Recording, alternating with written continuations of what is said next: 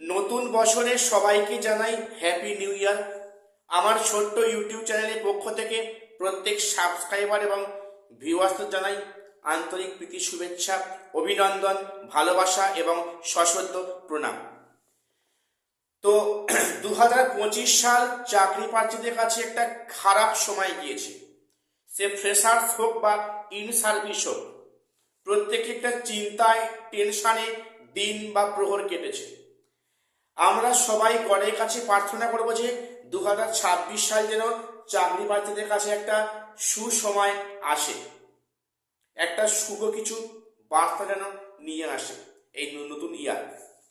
তো যাই হোক, তো আজকে আমার যে ভিডিওটা কেউ স্কিপ করবে না, প্রত্যেকে একটু দেখবে শেষ অবধি।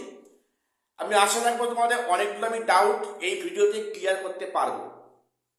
আর প্রত্যেকের চ্যানেলটা সাবস্ক্রাইব করে আমাদের পাশে থাকবে, আমাদের সাপোর্ট করবে। প্রথম যে পয়েন্টটা বলি, তোমরা নিশ্চয়ই অনেকে খবরটা শুনেছ, বিভিন্ন সোশ্যাল মিডিয়ায় এই খবরটা ঘুরছে যে নবম দশমে সিট সংখ্যা বা ভ্যাকান্সি আগের তুলনায় কমছে। এই খবরটা আমি কয়েকদিন আগে একটি অনলাইন পোর্টালে দেখলাম, যেখানে নাকি বলা আছে যে কমিশনের নাকি কোনো কর্তা জানিয়েছেন যে ভ্যাকান্সি আগের থেকে কমছে। এই বিষয়টা সত্যি না খবরটা পুরোপুরি ফেক নিউজ? প্রথম বলি, যদি আমরা রিয়েল গ্রাউন্ডের থেকে হিসেব করি, আমরা যদি গ্রাউন্ড লেভেলে ভাবি যে এই খবরটা আদৌ যুক্তিযুক্ত বা সেই সময় উপযোগী কিনা। দেখো, প্রথম বলি, এই খবরটা যুক্তিহীন বলে আমার মনে হয়েছে। আমি কেন এটা প্রথম বলি, দেখো তোমরা জানো যে ইন সার্ভিস ক্লাস 9-10-এ অনেকে ইন সার্ভিসরা ডাক পায়নি এবং তাদের সংখ্যাটা প্রায় 2700+। তো তাহলে তাদের কিন্তু নিয়োগ করার ক্ষেত্রে একটা চাপে আছে সরকার এবং কমিশন, এবং সেই চাপটা দেওয়া আছে সুপ্রিম কোর্ট থেকে ইনডাইরেক্টলি। কাজেই সেখানে যদি ওই 2700 ক্যান্ডিডেট যারা এক্সপিরিয়েন্সের 10 মার্কস দিয়ে ওনারা মানে কল ফর ভেরিফাইড ডাক পায়নি, তাদের প্রত্যেককে চাকরিতে বহাল রাখতে চান কমিশন বা সরকার, তাহলে তাদের কাট অফে কিন্তু নামতে হবে। এবং তাদের কাট অফে নামলে কিন্তু অনেক ফ্রেশাররা সেই কাট অফের মধ্যে প্রবেশ করবে, এবং সেক্ষেত্রে কিন্তু অনেক ফ্রেশারদের ডাক পাওয়ার পুনরায় সম্ভাবনা আছে। এবং সেখানে ভ্যাকান্সি না বাড়ালে এই কাজটা করা যাবে না।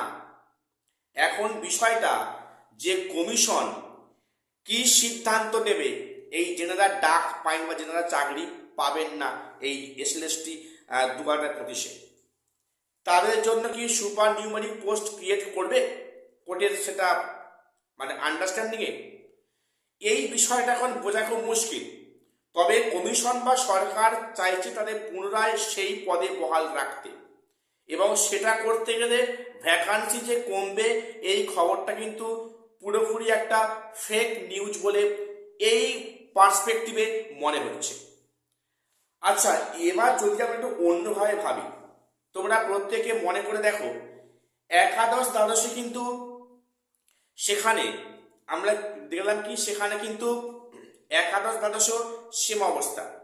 কি অবস্থা না, সেখানেও কিছু সাবজেক্টে কিন্তু ভ্যাকান্সি কমে গেল।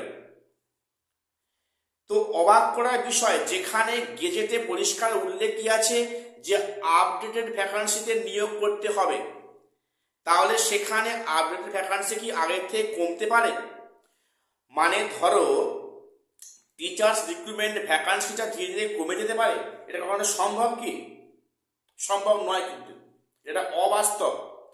তা সত্ত্বেও একাদশ দ্বাদশে কিন্তু সেখানে সেখানে কিন্তু একই অবস্থা, সেখানে ভ্যাকান্সিটা অনেক ক্ষেত্রে কমিয়ে দেওয়া হয়েছে।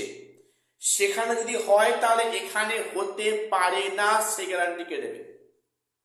দেখো, এই কমিশনের আমলে সবই সম্ভব, আবার সবই অসম্ভব। ঠিক আছে, কাজেই সেক্ষেত্রে যদি একাদশ দ্বাদশে যেমন করলো, 9 যদি সেক্ষেত্রে করে, সেক্ষেত্রে কিন্তু কিছু করার নেই। কারণ সে নিয়ে অলরেডি এত মামলা কোর্টে মানে ফাইল হয়েছে, এরপরে যদি সে নিয়ে আরো মামলা হয়, অবশ্য হবে, হওয়াটা স্বাভাবিক হবে, তাহলে সেক্ষেত্রে এই নিয়োগ প্রক্রিয়ার তাহলে ভবিষ্যৎটা কোন দিকে যাবে বা কি হবে।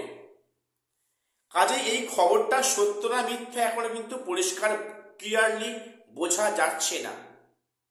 একদিকে ভাবলে হলেও হতে পারে, এই কমিশন সবই করতে পারে, আবার সেটা কিন্তু না হওয়ারও সম্ভাবনা অনেকটাই বেশি, কারণ তার কিছু বাস্তব যুক্তি আছে।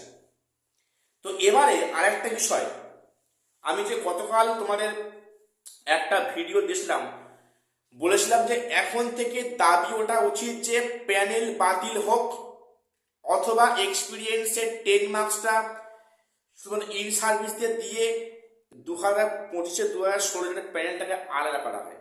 এই দাবিটা আপনাকে আওয়াজটা তুললাম, আমাকে অনেকে কমেন্টস করছো যে স্যার বা দাদা, এই যে এক্সামটা বাতিল করার কেউ ডাক দিচ্ছে না কেন? ওনাদের বক্তব্য যে পরীক্ষাটা বাতিল করা হয়। একটু ভেবে দেখো তো, পরীক্ষা যদি বাতিল করা হয়, অর্থাৎ যদি পুনরায় যদি রি এক্সাম নেওয়া হয়, তাহলে সেখানে কি সব সমস্যার সমাধান হয়ে যাবে? যদি রি এক্সাম পুনরায় নেয়, তাহলে সেখানে দেখো, সেখানে আবার নতুন করে প্রশ্ন ভুল, হ্যাঁ, মার্কস ফর অল, এগুলো আসতেই পারে। সেক্ষেত্রে এই সময় যে সমস্যা এখন সেগুলো তখন আসতে পারে না, আসার কোনো কারণ নেই। তাহলে রি এক্সাম নেওয়ার কি অর্থ? যেটা বিষয় যে এক্সাম নিয়ে কিন্তু সে একটা কারোর কোনো মানে অভিযোগ নেই, খুব কম আছে। তো সমস্যা যেখানে যে এই আফটার এক্সামিনেশন যে প্রচেষ্টা হচ্ছে, সেখানে নানা অসঙ্গতি আছে।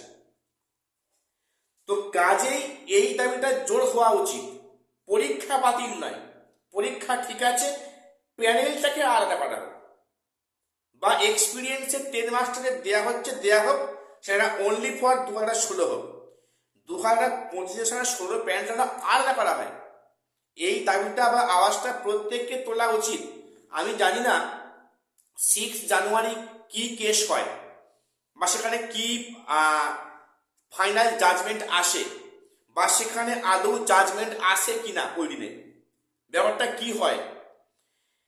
দেখো, যদি এমনটা হয় যে সেখানে এক্সপিরিয়েন্সের 10 মার্কস থাকছে এবং সেটা ইন্টারভিউ আগেই দেওয়ার আদেশটা থাকছে, কমিশনের পক্ষে রায় গিয়েছে, তাহলে সঙ্গে সঙ্গে দাবি তোলা হয় যে তাহলে দুটো প্যানেলকে আলাদা করা হোক, 25 প্যানেল আলাদা, 16 প্যানেল আলাদা। সেক্ষেত্রে কোনো ঝামেলা নেই, সব সমস্যা এক নিমেষে কিন্তু সমাধান হয়ে যায়।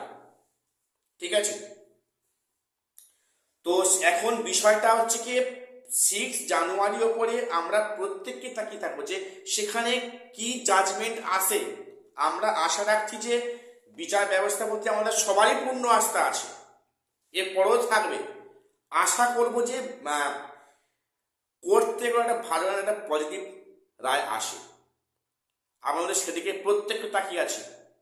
কাজেই সেদিনকে আসা রায়ের উপর ডিপেন্ড করছে এই এসএসসি বা এসএলএসটি প্যানেলটা আদৌ থাকবে না বাতিল হবে।